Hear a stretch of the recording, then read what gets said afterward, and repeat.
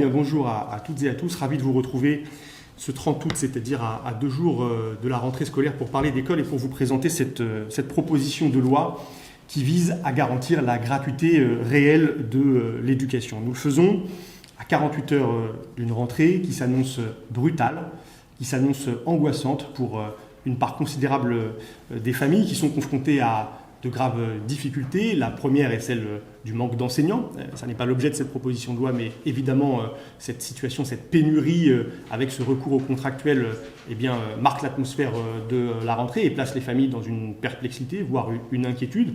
Mais beaucoup de familles sont aussi confrontées à une difficulté, à des difficultés majeures, qui sont celles liées à l'envolée des prix. L'envolée des prix des produits de première nécessité, des carburants, de l'électricité, mais aussi des fournitures scolaires, de la cantine scolaire. Et c'est ce à quoi cette proposition de loi s'attache à répondre. Quelques chiffres pour montrer l'acuité particulière en cette rentrée 2022 du problème.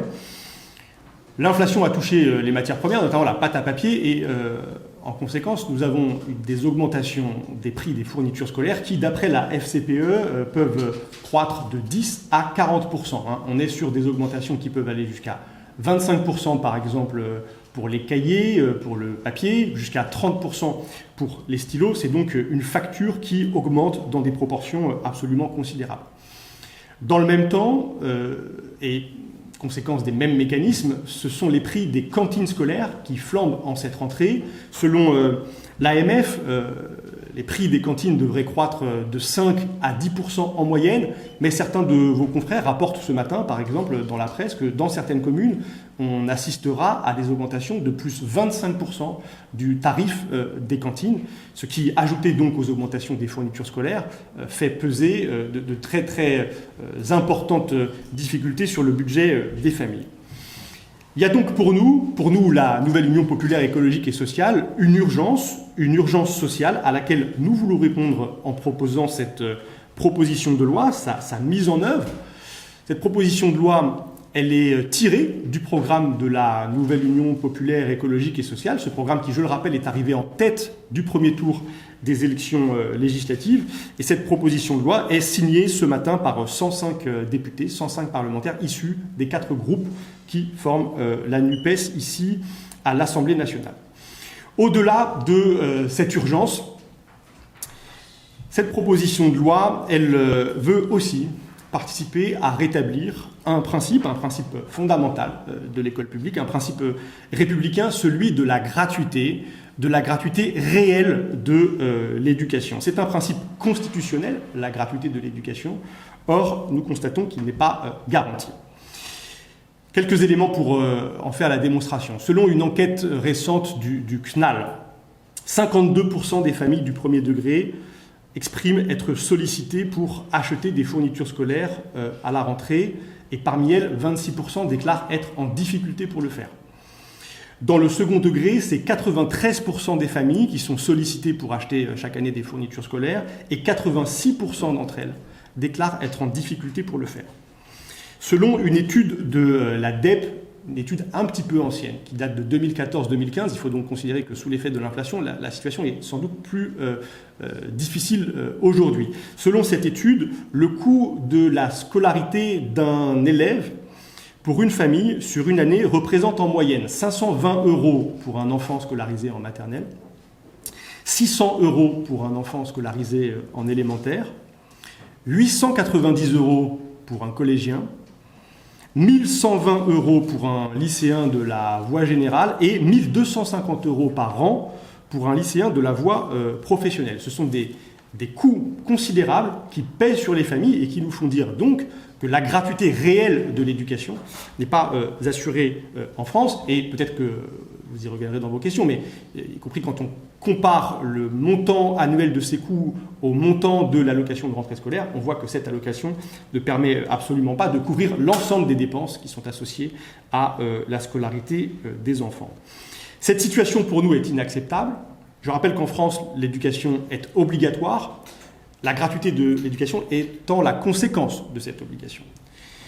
Pour nous, cette gratuité est aussi une condition de l'égalité, égalité de traitement et d'accès de tous les élèves.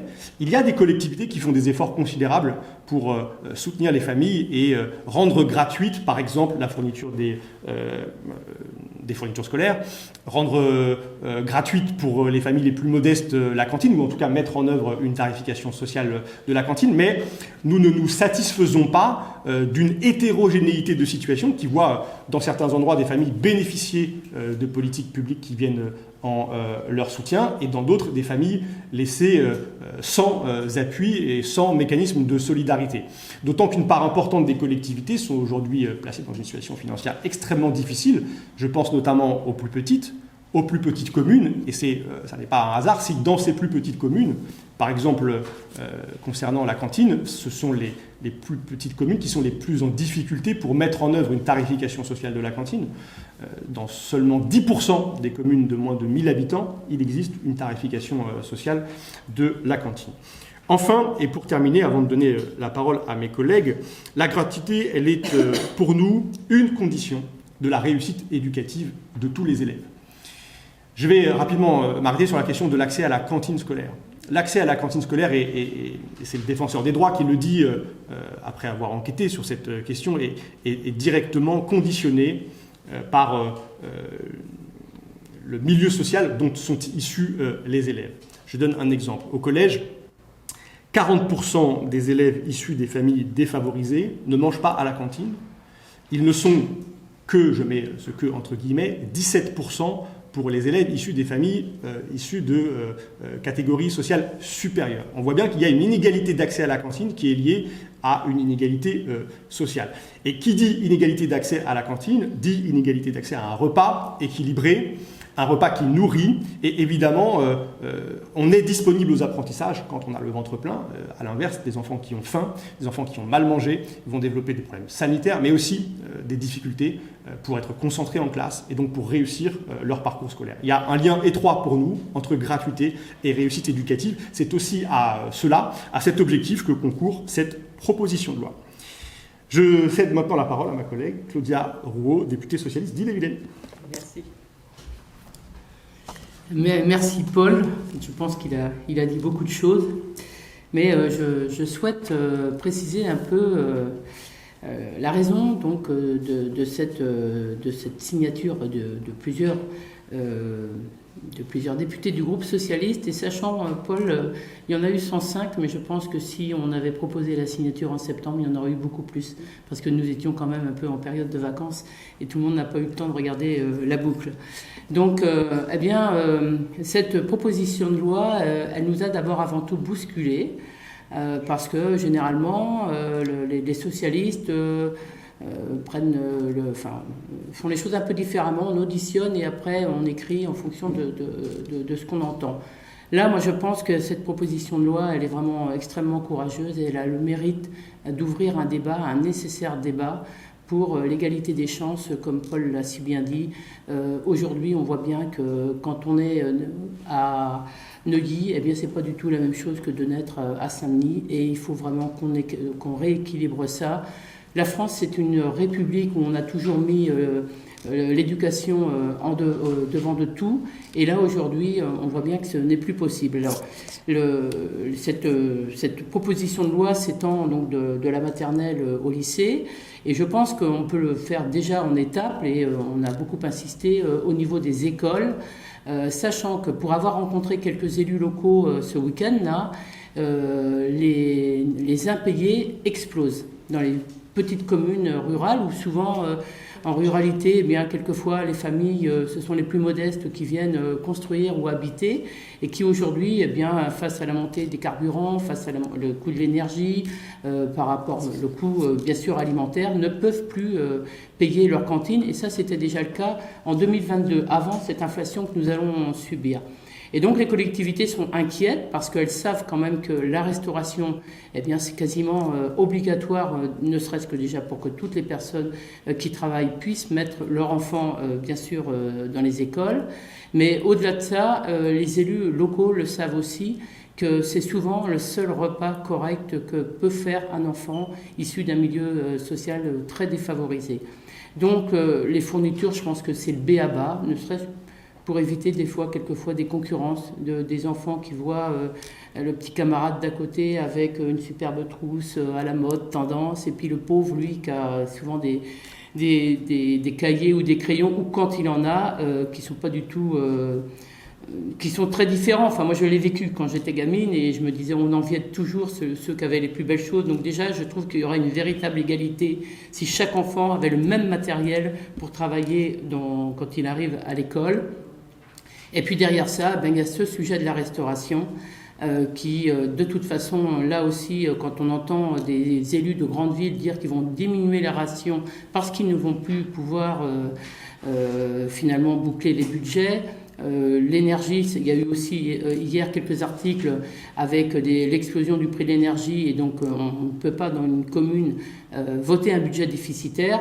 Donc il va y avoir un vrai sujet et je pense que l'État, les bourses, pour avoir des bourses, il faut vraiment avoir des revenus très très très bas. Je pense qu'il faut remettre tout à plat.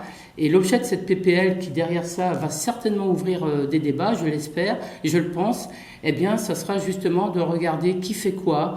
Dans une région, on fournit du matériel dans des lycées pro pour que les personnes aient la possibilité d'apprendre. Dans d'autres, on ne le fait pas. Dans certaines communes, il y a de la restauration, d'autres, il n'y a pas. Ben, je pense qu'il faut mettre tout à plat. Il faut rappeler quand même que l'éducation, c'est une compétence régalienne de l'État et on a trop accepté ces transferts de compétences depuis quelques années sans finalement derrière donner les moyens aux collectivités locales mais également bien sûr aux départements et aux régions, de pouvoir financer tout ça. Donc voilà, moi je remercie la France Insoumise de nous avoir proposé la signature donc, de cette proposition de loi et très heureuse de voir déjà 105 parlementaires la signer. Je pense qu'il y en aura beaucoup d'autres si dans les mois à venir on puisse un peu travailler, la rectifier après les auditions. Merci à toi Paul. Merci, donc Sophie Taillé-Polian pour le groupe écologiste. Je suis ravie d'être là aujourd'hui pour poser ce principe qui nous est cher, ce principe commun de la gratuité de l'éducation dans notre pays. C'est un principe extrêmement fort, fondateur finalement de notre éducation et de la République et auquel je pense il convient de revenir. Et donc c'est une proposition de loi de principe qui pose la question de l'accès pour tous et toutes. Évidemment pour celles et ceux qui ont des difficultés, mais aussi en réalité pour faire en sorte qu'il n'y ait plus ces moments terribles et stigmatisants ou gérés souvent de façon extrêmement, et je tiens à le saluer, extrêmement fine et attentive par les équipes éducatives qui, par exemple, lorsqu'il y a une sortie scolaire où on demande une aide, eh bien on va voir les familles, on leur dit si vous avez des soucis, n'hésitez pas, etc. Mais ce sont des démarches aussi qui sont extrêmement difficiles à réaliser pour les équipes et qui sont évidemment difficiles à vivre pour les familles. Parce que quand on parle gratuité, évidemment, on parle par exemple fourniture scolaire. On le sait, d'ailleurs, souvent les collectivités ont du mal et les enseignants demandent des photocopies par-ci, des ramettes de papier par-là, etc. Parce qu'aujourd'hui, nous sommes dans une situation où les collectivités sont en difficulté après de nombreuses années de diminution de leur dotation globale de fonctionnement. C'est un sujet que nous devons poser. On demande aussi aux familles de fournir évidemment les fournitures scolaires. Moi, je salue, il y a quelques communes qui le font à travers la France, de mettre en place la gratuité des fournitures scolaires. Je pense que c'est vraiment le bon moment pour le faire, au vu de la situation et de l'évolution des prix de la rentrée scolaire. D'ailleurs, je tiens à signaler qu'une ville de ma circonscription, Villejuif, le met en place à la rentrée et le retour des familles est évidemment, vous l'imaginez, excellent. Fourniture scolaire, sortie scolaire. Mais alors on se dit oui, bon, allez, les familles qui ont vraiment des difficultés, c'est 1 ou 2 euros, et puis on s'arrange toujours avec les coopératives, etc. Je le rappelais tout à l'heure, c'est quand même pour les équipes enseignantes beaucoup de choses à gérer qui remuent énormément, et donc le fait de pas se poser, d'assurer le principe sur lequel on se pose pas de questions en fait, tout le monde vient. Tout le monde vient. Et moi, j'ai dans ma mémoire de mère d'élève des moments où on me dit il y a des sorties théâtre, mais là c'est pas 1, 2, 3 euros, c'est 15, 20, 30 euros quand on veut que son enfant participe à des sorties théâtre qui sont pourtant essentielles. Donc, je veux dire, on est dans une situation où quand même de plus en plus on se dit, bon ben voilà, on n'a pas le choix, si on veut faire des choses, eh ben il faut que les familles participent. Et ça c'est un problème parce que c'est une entorse grave au principe de l'éducation nationale et à l'égalité entre les familles et entre les enfants pour leur réussite. On parle aussi de la cantine. La cantine, c'est un sujet majeur. C'est un sujet majeur quant à la question de la santé des enfants, quant à la question de leur capacité d'apprentissage, quant à la question aussi de la qualité, et c'est aussi un engagement fort des collectivités écolo et de la NUPES pour bien souvent mettre en œuvre une cantine de qualité, vertueuse pour l'environnement, avec de l'achat bio, avec de l'achat local, enfin voilà. Donc l'accès à la cantine aujourd'hui, on le voit, il a augmenté énormément ces dernières années. On est passé dans certaines écoles à plus de 90% de rationnaires, ce joli mot qu'on utilise pour parler des enfants qui restent à l'école. Mais on voit que parfois, dans certains quartiers défavorisés, il décroît aujourd'hui. Il décroît parce qu'il y a la question du coût. Il y a la question de l'accès. Et devant un certain nombre aussi de collèges, il n'est pas rare de voir des enfants qui zonent entre midi et 2. Parce que on ne peut pas faire les démarches. Alors souvent il y a des bourses, mais c'est pareil, il faut faire la démarche. Il faut aller voir, il faut demander, il faut faire le dossier. C'est souvent extrêmement difficile et on voit des jeunes qui n'ont pas accès tout simplement à un repas à midi. Donc là, on a une grande question qui se pose à nous. Cette proposition de loi ne veut certes pas jeter la pierre aux collectivités qui font payer les familles. De toute façon, je ne connais pas de collectivité où la restauration soit totalement gratuite, ou aussi peut-être, mais vraiment extrêmement rare. Aujourd'hui, elles font le travail pour celles qui ont, je dirais, au cœur la question de l'égalité, et il faut leur laisser faire le travail. Et souvent, il faut accompagner ces démarches vertueuses qui visent à instaurer des tarifications sociales, qui visent à ne pas répercuter le coût des augmentations de tarifs sur les familles et qui visent aussi à améliorer la qualité de la restauration scolaire. D'une part parce que c'est bon pour les enfants, mais aussi parce que ça participe de l'évolution de notre modèle agricole. Quand on décide de mettre en place un projet agricole de territoire et qu'on va aller chercher les denrées nécessaires pour la restauration scolaire, on est dans une dynamique locale qui est extrêmement vertueuse d'un point de vue environnemental. Donc il faut laisser la main. On ne dit certainement pas, par cette proposition de loi, que l'État va tout faire.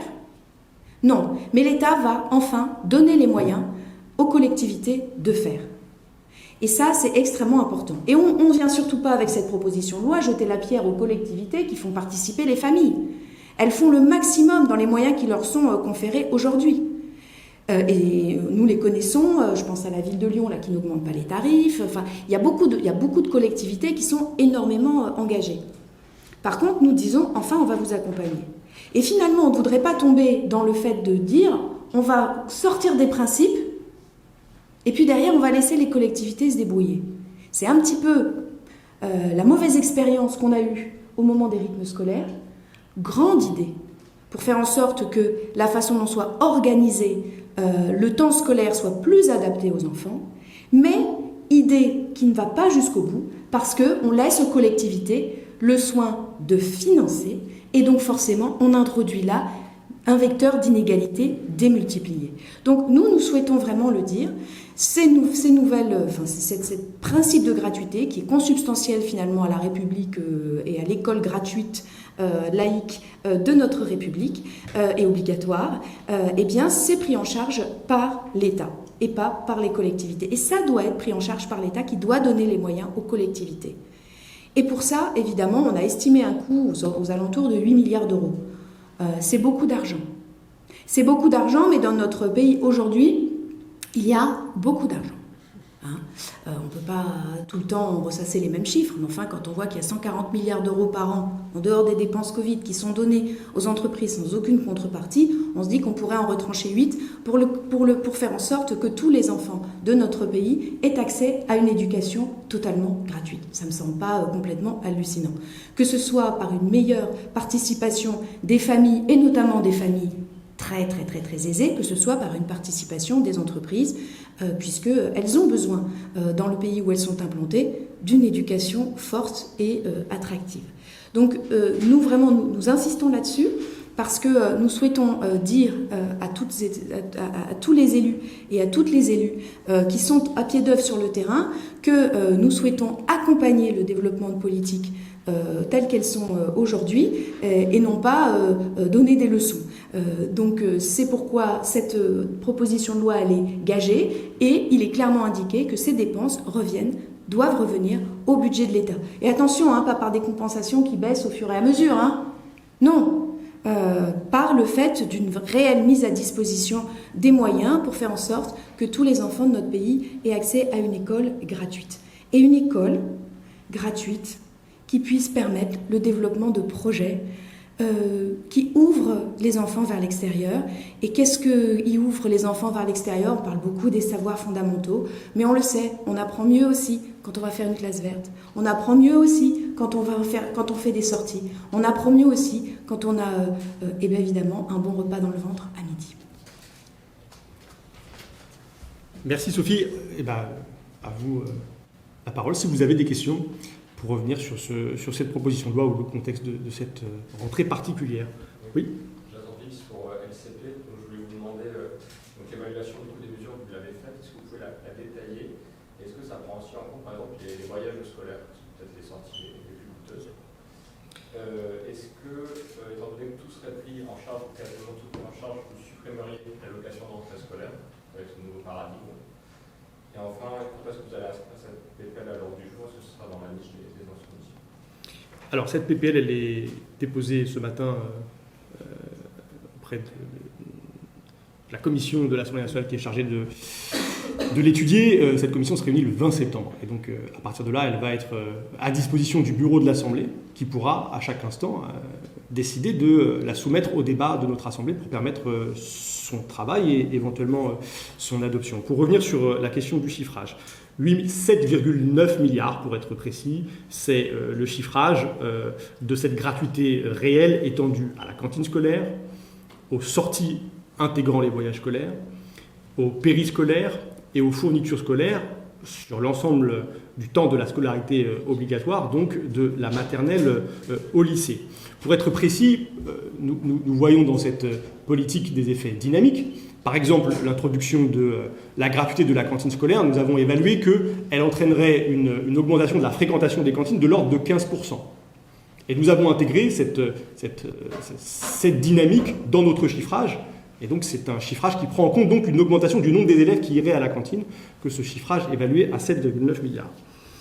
Sur la question de l'allocation de rentrée scolaire, vous dire que de notre point de vue, elle n'a pas vocation à disparaître. C'est une allocation qui vient en aide aux familles au mois de septembre, à un moment donné où elles font face à des dépenses importantes. Et elles ont besoin, nous le pensons, d'être soutenues pour faire face à tout ce qui va soutenir, au fond, des enfants qui doivent se vêtir, parfois payer une inscription pour un club sportif, des activités culturelles. Et donc, de notre point de vue, cette proposition de loi ne se substitue pas à l'allocation de rentrée scolaire, dont je dois dire, et je termine là-dessus, qu'elle est aujourd'hui insuffisante, y compris quand on écoute les annonces d'une augmentation de 4% cette année, et cette augmentation, elle est inférieure à l'augmentation moyenne constatée des fournitures scolaires, par exemple. Et là, on a, au fond, des effets d'annonce qui, comme sur la loi pouvoir d'achat, par exemple, conduisent à entériner, au fond, une baisse des moyens, en l'occurrence des moyens donnés aux familles pour faire face à la rentrée scolaire. Bonjour, Baptiste Descartes, AFP. Est-ce que vous pouvez détailler un petit peu le mode de financement, le taxe additionnelle, par exemple, à l'accès sur le tabac, Oui, donc sur la question du financement, la proposition de loi n'est pas, ce qu'on présenterait dans le cadre d'un budget. Bon, parce que c'est tout un mécanisme à trouver pour faire en sorte que dans notre pays, on puisse parler de justice fiscale. Donc, l'accès sur le tabac, c'est un petit peu la modalité technique pour rendre la proposition de loi ouverte et crédible à la discussion. Pour financer l'intégralité des propositions de la NUPES sur notamment le service public, son extension, son développement, c'est une réforme fiscale extrêmement profonde qu'il faut mettre en œuvre. Et ça, elle doit s'accompagner d'une remise à plat de la participation de chacun. Mais quand on voit l'évolution, par exemple, de la part qui est dévolue aux entreprises dans le financement du budget de l'État, et c'est pour ça qu'il y a une deuxième ligne sur l'augmentation de l'impôt sur les sociétés, il faut évidemment se poser la question. Aujourd'hui, certains économistes extrêmement pointus le disaient, finalement on a l'impression que quand on regarde les dynamiques d'imposition dans les pays occidentaux des entreprises, on a l'impression bientôt il va falloir les payer pour qu'ils viennent. Bon, il faut qu'on remette un petit peu les choses à l'endroit. Les entreprises qui sont dans notre pays, elles bénéficient des infrastructures, des services publics, leurs salariés aussi, et c'est impossible sans. Donc on est aujourd'hui dans une dynamique où, d'ailleurs aux États-Unis, les taux remontent, et où effectivement il faut se poser la question d'une participation plus importante des entreprises pour financer la vie en collectivité. Et l'école peut en faire partie.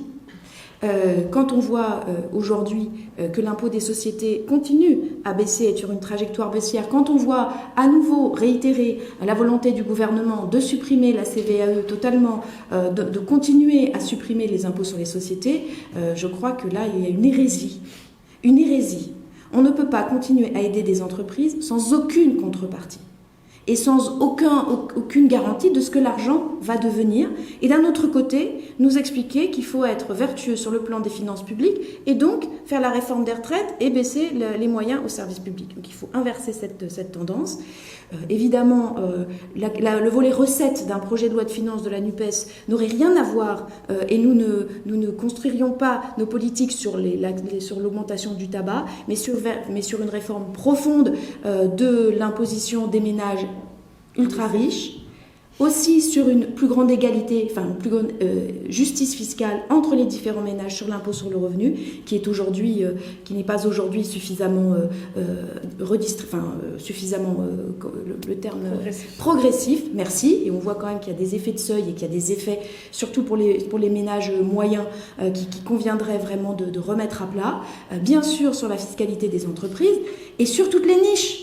Moi, j'entends les républicains dire « Oh là là, mais cette allocation de rentrée scolaire, vraiment, il y en a marre des assistés, les familles les utilisent pour autre chose. » Bon, c'est vrai que, comme le disait Paul, quand on est à la rentrée scolaire, faut acheter des nouvelles chaussures aux enfants parce qu'en fait, leurs pieds ont grandi. Il faut acheter les nouveaux jeans, il faut acheter ci, il faut acheter ça.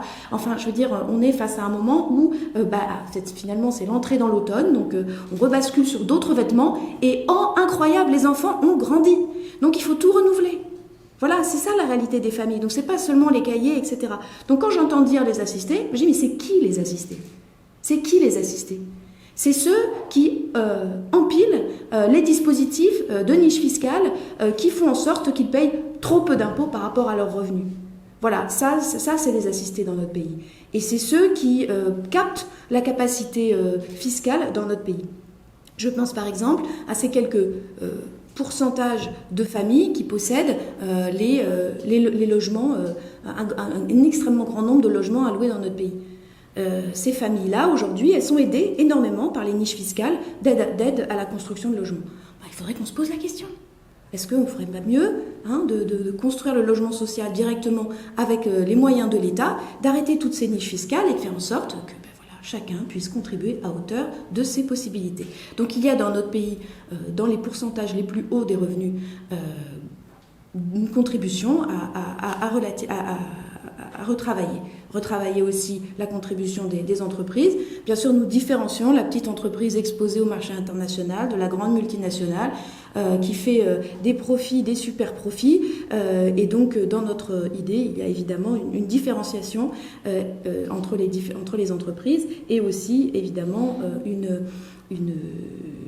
avoir des objectifs. Si on a des impôts qui sont des aides aux entreprises, elles doivent être assorties de conditions. Voilà. Donc aujourd'hui, notre PPL, on n'a pas travaillé le volet fiscal comme si on avait fait un projet de loi de finances, parce que notre objectif, c'était de proclamer que cet objectif de gratuité, ce principe de gratuité, il est absolument essentiel à réaffirmer.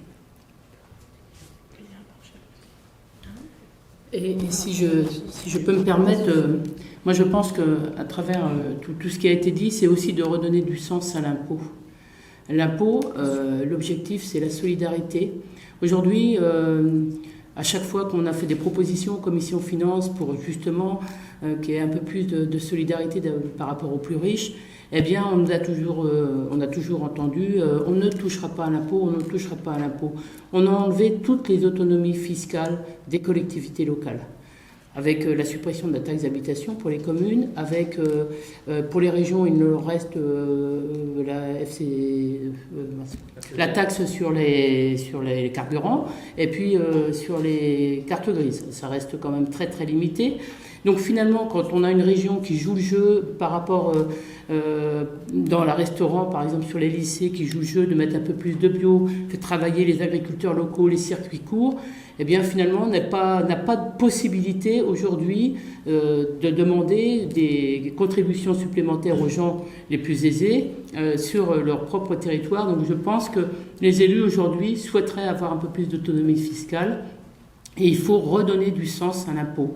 L'impôt, c'est la base de la solidarité de notre pays. Et si on veut avoir un pays où l'éducation a sa place, où la santé, parce que c'est le sujet de l'éducation aujourd'hui, mais on a les mêmes problèmes avec la santé. Enfin, partout, quand vous écoutez les élus locaux, les fonctionnaires, c'est aujourd'hui, il y a une crise très très forte dans notre pays. Et c'est vrai, je pense que le débat, j'espère qu'on ira jusqu'au débat dans l'hémicycle sur cette proposition de loi, parce qu'elle a vraiment toute sa place aujourd'hui dans une société où les écarts se creusent. Il y a des gens de plus en plus riches, les 10% qui possèdent 50% du patrimoine français, et puis 9 millions de pauvres, avec 3 millions d'enfants qui sont pauvres en France.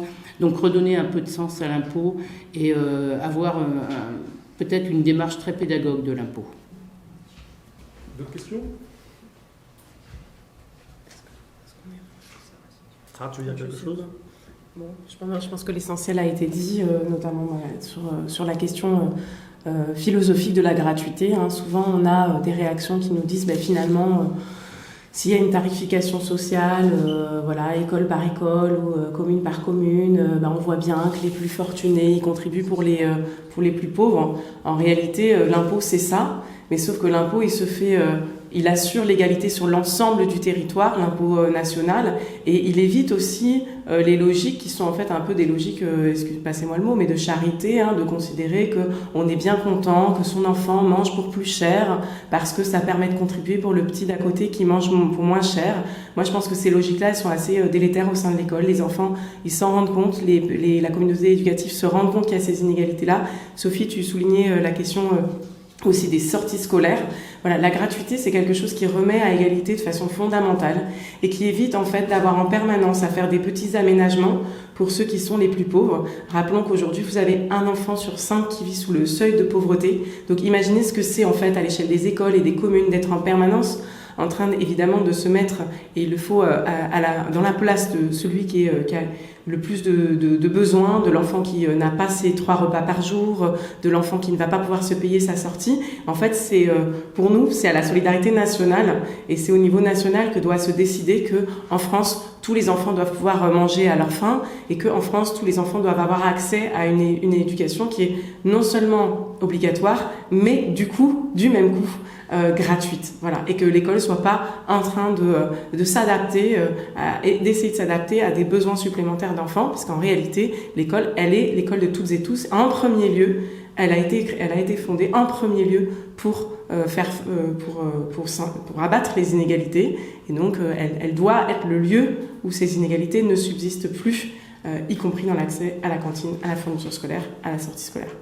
Voilà. Et juste une remarque au niveau des campagnes que nous faisons pour accompagner cette proposition de loi à la France Insoumise. Vous l'avez vu, il y a eu une première proposition de loi au début du mois d'août sur la question de la crise du recrutement. Donc je vous y renvoie si vous vous posez aussi des questions sur nos propositions, parce que là c'est d'actualité, la pénurie des enseignants. Et on fait aussi des campagnes dans l'ensemble du pays pour populariser cette question de la gratuité. On organise des collectes solidaires de fournitures scolaires qui sont ensuite reversés, j'en fais une moi ce soir, dans ma circonscription, qui sont ensuite reversés aux associations, aux centres sociaux, etc. Et évidemment, l'idée, c'est de mettre dans le débat public, y compris sur le territoire, la question de l'accès gratuit aux fournitures scolaires. Voilà, ça fait partie des choses que l'on fait pour populariser les idées qu'on pose dans le débat. Voilà. Merci à toutes et à tous. Merci beaucoup.